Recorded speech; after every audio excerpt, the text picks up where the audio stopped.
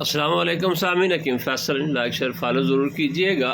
خون کی کمی کے لیے ایک بہت ہی بہترین سا نسخہ ہے۔ جسم کے اندر رطوبات کی زیادتی، رنگ سفید، سانس پھولنا، معدے کی کمزوری، ان تمام چیزوں کے لیے بڑا ہی افادیت کا حامل یہ نسخہ ہے۔ بنا کے استعمال کریں، سادہ سا ہے، انشاءاللہ آپ کو بہت زیادہ فائدہ ہوگا۔